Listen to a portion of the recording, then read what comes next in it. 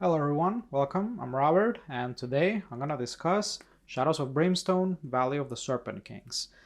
So this is another entry into the Shadows of Brimstone system. It has the Adventures label, and it is meant to be a cheaper entry into the system.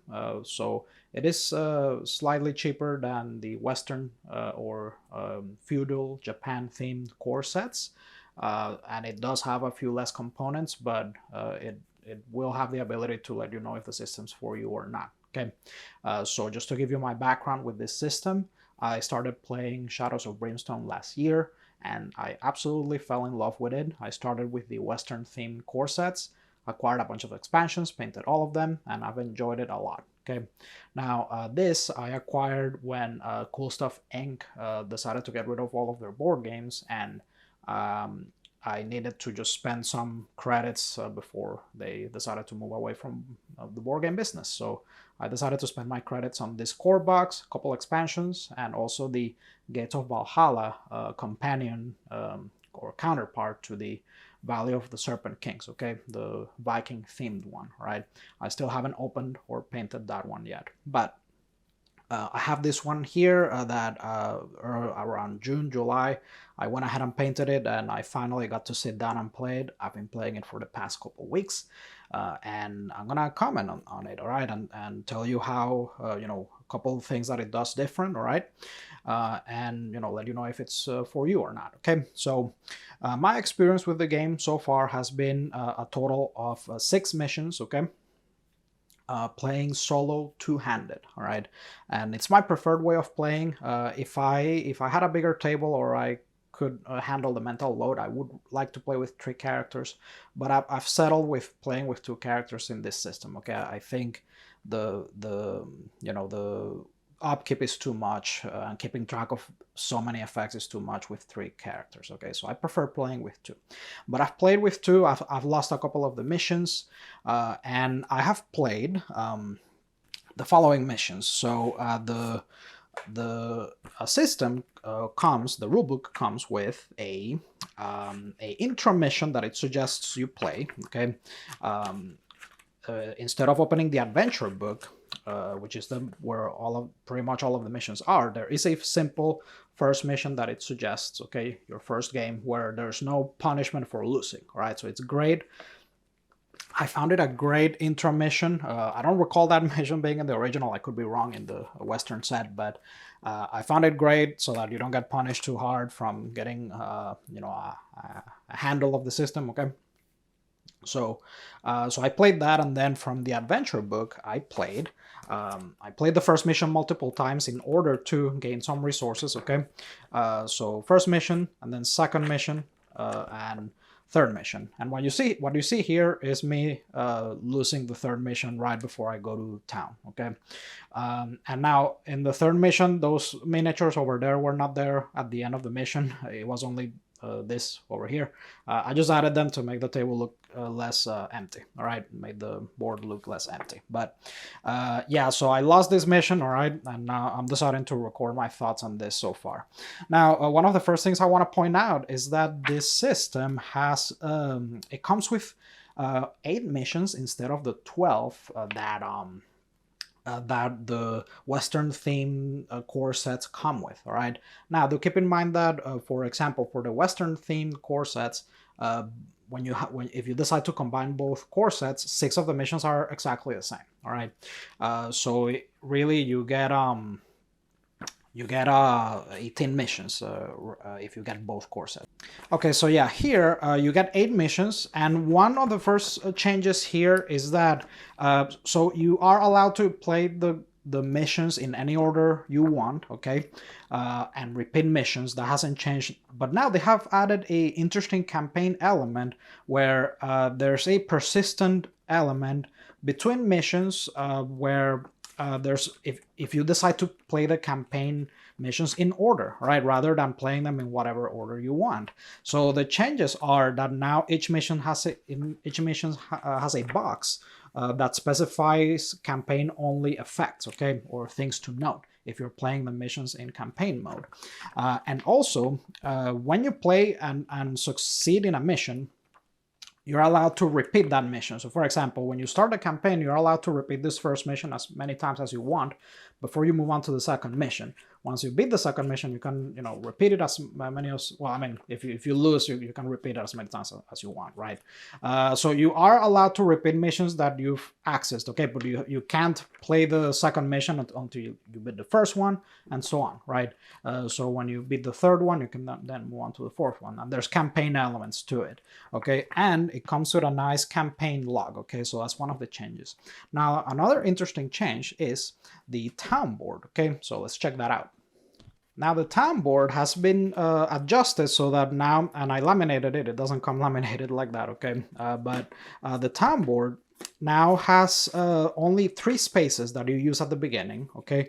And then you have to take a couple steps in order to purchase a couple more locations, okay? So there's also a element where you upgrade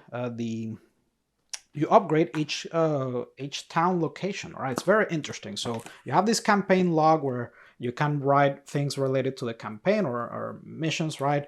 But then there's also this conquistador camp where you can write down any resources that you've stored in the camp. You can also write locations that you've upgraded. So for example, the anchored ship and the expedition camp, I've upgraded them to level 2.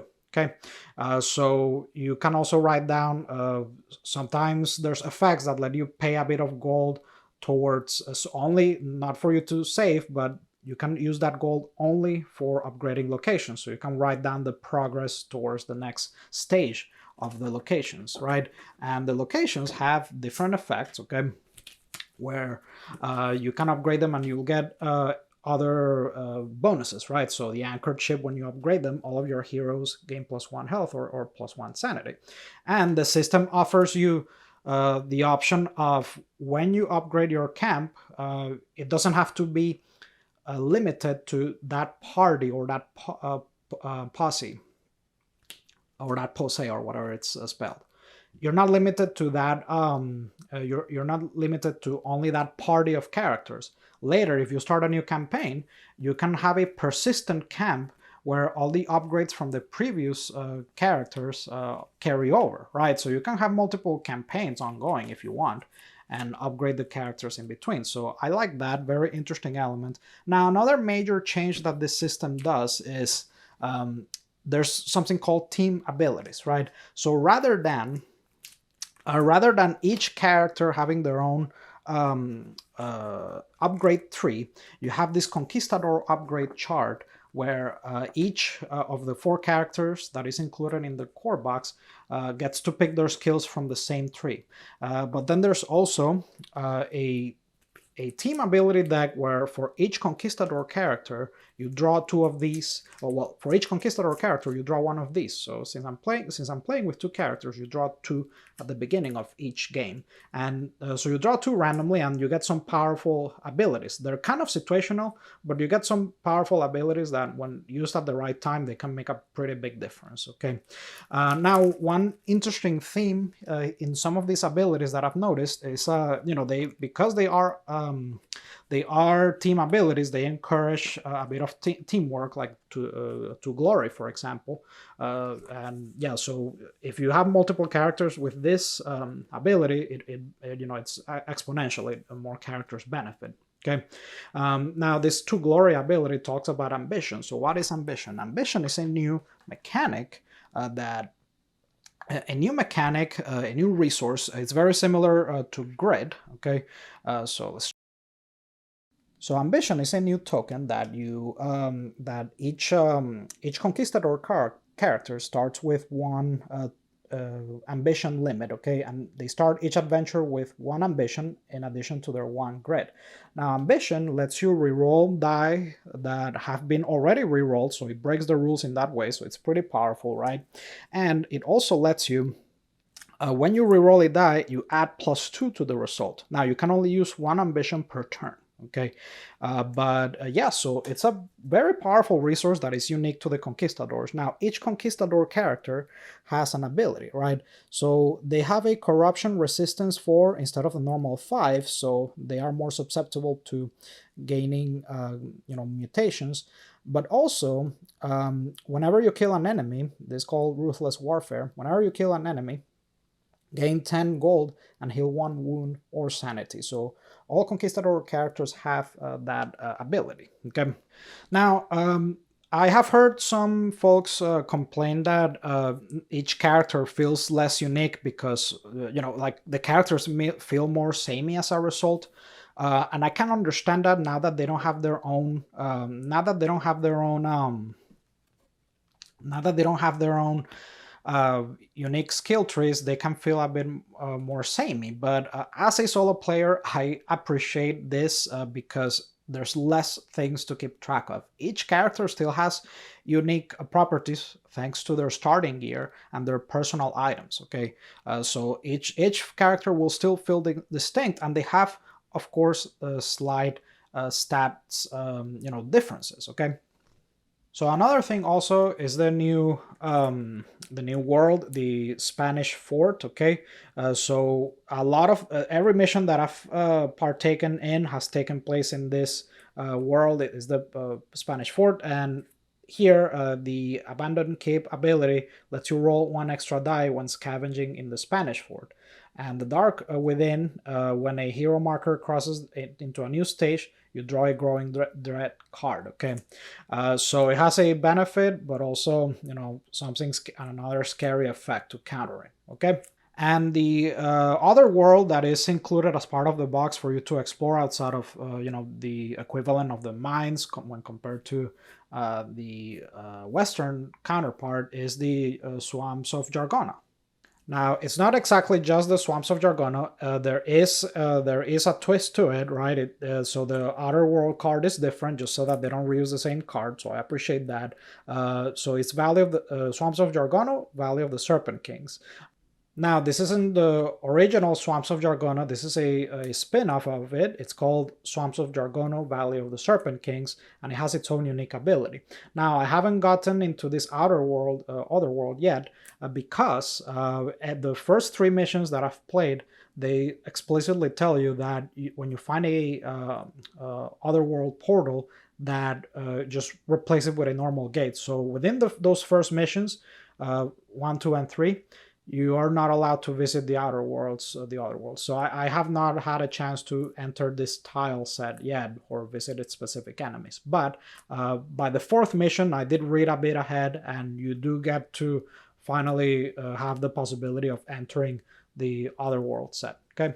Now, regardless, even though I've only been dungeon crawling in the Spanish Fort, I've been having a blast. Okay, I have noticed one interesting thing. I don't know if it's just by complete chance, because as you know, this is a game where there's lots of die rolls and it's very, very random. But I have felt that the enemy encounters are slightly toned down here.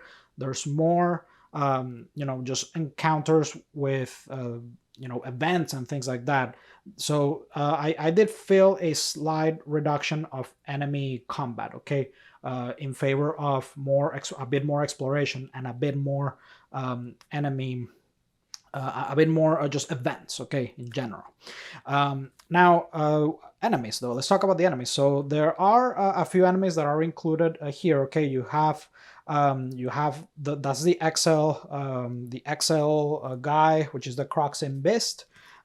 You have these creeping shadows, which are it's a very creative design where there's no miniature, but that's by design because these creeping shadows are meant to go under your heroes. Okay, so it's a very cool design. I appreciate that. I got a bit confused at the beginning. I thought they were trying, when I first opened it, I thought it was just one of those cost-saving measures where they sell the miniatures after, but no, the enemy is meant to be a token because it goes under heroes, okay, and it goes under other enemies. So very cool enemy design right there. And these are the other enemies that are included, okay. So I'm okay with the enemy variety for this. All right, I've had a blast, even though the enemy count. It's one of those things where you'll probably want to add more later. I'm okay with this being self-contained and having its own enemy sets. I don't really have any plans of mixing this with any of my other Shadows of Brimstone stuff. I like this being self-contained. And one thing I didn't mention is that I did add the tile pack, okay?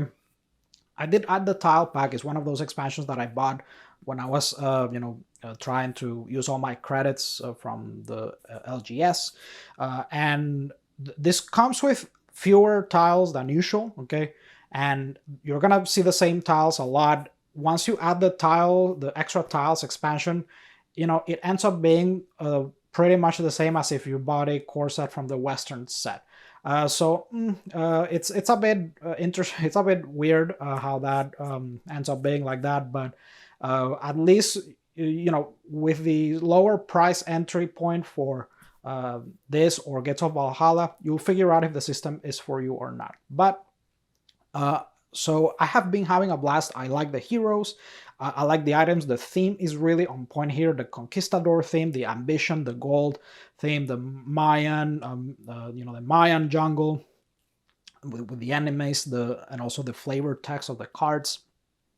I've been enjoying that a lot, and I have been appreciating, getting on the campaign track, playing the missions in order, all right, which is something that I didn't really do with the original. I just kind of like picking a mission randomly, or just picking a mission that piqued my interest and trying it out. But here, offering that campaign element, it's an interesting way to play. I really like it. The loot deck is a bit smaller though, do keep in mind, and I have heard some complaints about that. I haven't minded the loot deck. I really don't feel that it has affected my experience negatively. The loot deck is the loot deck. That's fine. I really think also that this comes with another element that the original did not come with, and that's the allies. All right, let me show you this. So the allies used to be a expansion element that you had to buy an expansion separately in order to use them. But this set includes allies and 3 miniatures for them, okay? And it's something that you can buy later, and they can come in pretty handy when playing solo. All right, they add a bit of extra upkeep, but they're pretty neat, okay? And during the second mission, when you attack the Croxin, the game offers you to bring a few allies for free. So it was really cool trying out the allies before you actually get to buy them later. So it was fun playing with them. So this is something that it definitely has over the original core sets, including allies in the box, is very much welcome. I also want to comment on the fact that this was surprisingly easy to get back into. So I hadn't played Shadows of Brimstone for about 7-8 months, I would say. And, with my cheat sheets and everything and my knowledge from the previous core set, I was able to grasp this in about an hour or two again, and I got on the groove and on the flow of the game relatively quick, okay? And I was delighted to revisit this system, okay? And it was just very fresh to pick characters with a completely different theme and environment. And I have just had a blast this past couple of weeks leveling up my characters and exploring and dungeon crawling. Let me also show you the sculpts, okay? So these are the sculpts that you're gonna find in the game, and they were a blast to paint, by the way. Okay, my method is typically quick as possible, but sometimes I do like getting into detail with a couple things. But I really like the different enemies that the game came with. All right, I also love the sculpts. I also love the sculpts of the allies, and also the other heroes. So these are the 2 that I didn't use. Here's El Capitan, which is one of the ones that I didn't use for my campaign. and here's the Explorer. Okay, now it does also include the classic tentacles, all right, but they don't include the sculpts. I'm okay with that, all right. They give you little cardboard cutouts or standees. Now they don't include these bases, okay, just a heads up. I don't know what they were thinking with that, by the way. Little criticism, they did not include bases. I don't know if my copy was supposed to come with bases, but they did not. I had to provide these myself, okay? But they're very cheap on Amazon for like, you buy like 100 for a few bucks. So it's not that big a deal, but yeah, I don't know what was up with that. Another thing that's included in this core box that wasn't included in the original is trade cards, okay? And this is great. It's only included for one enemy though, which is the Drowned Dead. But in the original, you could buy from the card expansions trade cards, which add a lot of replayability and let you adjust difficulty and just are great for variety. So this just adds an extra dimension to each enemy. And the Drowned Dead specifically tell you that, you know, regardless of difficulty level, you have to draw a trade card for them. And sometimes they give you extra XP, okay, depending on which trade card you draw. And it just gives them more abilities, okay. So this is another neat little thing that they included that, you know, the original didn't have. So I appreciate this.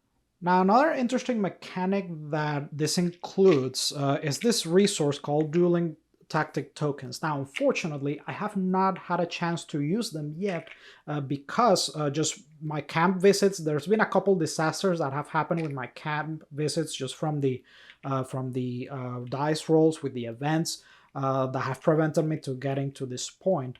But you have these tactics tokens that you can purchase that offer once per combat effects, okay, once per fight or per hit or per turn effects. So some pretty powerful effects, but yeah, unfortunately I haven't tried this, but I wanted to make sure I mentioned it. All right, but pretty neat new mechanic here with interesting effects. Now, my biggest criticism from the original Shadows of Brimstone still stands, and that is the fact that there are things that are not offered in card form that you're either going to have to write down or create your own solution like tokens or cards, okay? So to give you an example, here we have the level up cards, right? The abilities that you get from leveling up, okay? Where what I did was just photocopying on cardboard, printing them in low ink, and then laminating, okay? And then cutting the corners, basically creating these cards, which I have in these pouches, okay? And then, so this is the Conquest skill tree, and then I have them all stored here, okay? And then I just write on the back so that I know where they go later. There's another example here, the flintlock pistol from the town, and that's the thing, right? This game for the most part tries to be a board game, but then there's a couple RPG elements where you have to write things down, and I don't really like it that much that it tries to be both. I wish it was the way that component wise, I wish that it offered everything you need so that it was fully a board game. I like the game so much I'm willing to get past that. But to give you another example here, if you sleeve the character or laminate the character cards, you can make adjustments in them, stats adjustments with just say dry erase, and that works out great. Okay, but yeah, just little things like that. The game just kind of asks you to figure these things out, but I honestly don't mind. And one of the biggest things that people have their different methods for figuring out how to do it is tracking experience and gold. I just use this thing that I made myself with a dry erase, and that's it. Okay, but that's criticisms that I had from the last one. Still the same. I wish that, especially for the town cards, I really wish that they just sold them, even if they didn't have illustrations. I don't care. I would buy them immediately just so that I didn't have to spend time doing this. One spent enough time already organizing and painting the miniatures. I wish I could get to play immediately, but I don't really do the writing down part at all. Like, I don't have a character sheet other than stats changes. I try not to have to write stuff. This is for wounds when you get an injury or a mutation. I just use like a little sticker and create these little tokens for mutations and also injuries. Okay. All right, and then you put the injury number on the back. So just you have to come up with things like that to try to board gamify the game even more. All right, so in conclusion, I would say that this is a great entry into the series. And if you want to get into Shadows of Brimstone and you don't want to pay as much for a original core set, you definitely could go this route. However, I would highly suggest you get the map tile pack, okay? Because you're gonna see the same tiles very often. It's not the same as the enemies, even if there's not that many enemies at the end of the day, you don't see them as often, so it's okay. Now the tiles is something that when you go to missions, you're gonna go through that tile deck very often, very quick, okay? So I would suggest that you get the tile pack. And now when you combine the tile pack with the core set, you know, it comes to the same as buying one of the original core sets. So kind of a weird setup there, but I have loved every second of this, and you know the system is extremely addicting, so I don't really mind that. So even then, you know, you're gonna figure out with just the core set without the tile pack if you like it or not. But that will be the first expansion I recommend you get, okay, if you can get your hands on it. Now, so what does this bring that's new and fresh or different? Okay, so you have the ambition resource, and the characters here are built around that theme of ambition and the ruthless warfare ability, okay? You also have these dueling tactics tokens, all right? And you have the team abilities and the lack of individual skill trees, which some might see as a negative. I honestly don't mind. To me, is less materials that I have to craft, less bookkeeping, a bit more solo friendly with less having to keep track of stuff. Okay, and also one of the biggest pluses, honestly, is the town phase. Okay, I don't think that I praised it enough earlier. The town phase, having that living, breathing town that changes between adventures where you upgraded.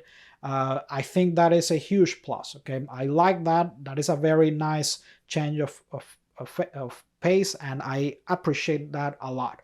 The fact that it includes allies, a little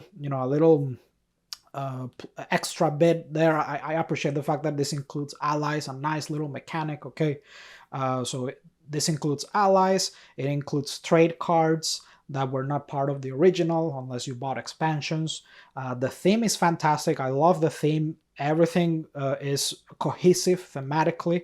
The enemies, the flavor text, the tile sets, the heroes.